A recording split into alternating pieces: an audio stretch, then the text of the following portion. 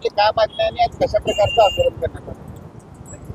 मी पापा Shankarrao हळदे brass band कंपनीचे मालक। आज इथं कलाकार मागासवर्गीय बहुउद्देशीय संस्था सोलापूर यांच्या मार्फत आम्ही आज मौनी अमावस्येनिमित्त एक दिवसीय संप करत आहोत। आम्ही संप करण्याचा उद्देश आज सोलापूर शहरामध्ये कमीत कमी 50 ते 60 बँड दुकानं व्यावसायिक आहेत, बँजो आणि बँड।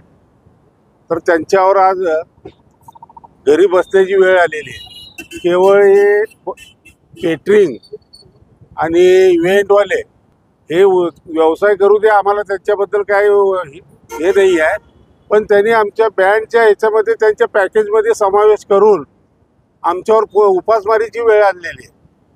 तर आमचं एकच उद्देश आहे की तुम्ही व्यवसाय करा, काही करा, पण त्याच्यामध्ये बँड आणि बँजो सनई जे जे वाद्य आहेत त्यांना त्याच्यामधून सामावून घेऊ नका आणि तुमचा व्यवसाय करा।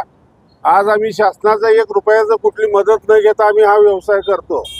आज प्रत्येक बँड दुकानामध्ये 10 कामगार आम्ही पोचतो।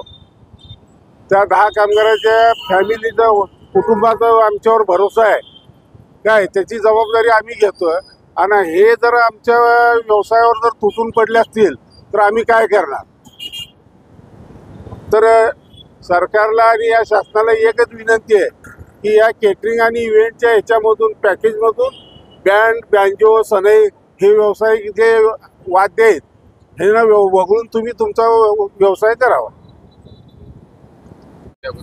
मी शौकतभाई नदाब 5 स्टार बँजो म्युझिकल पार्टी चालक आणि ह्या सोलापूर शहरामध्ये जे चाललेला प्रकार आहे हॉल मालक आणि केटर्स लोकांची लुटालूट, सर्वात महत्त्वाचं याच्यामध्ये आम्ही गोरगरीब जे कलावंत आणि कलाकार करून खातात त्याच्यावर यांचा मले खाऊन वरच्यावर ह्याने आपलं साधारण करत आहेत।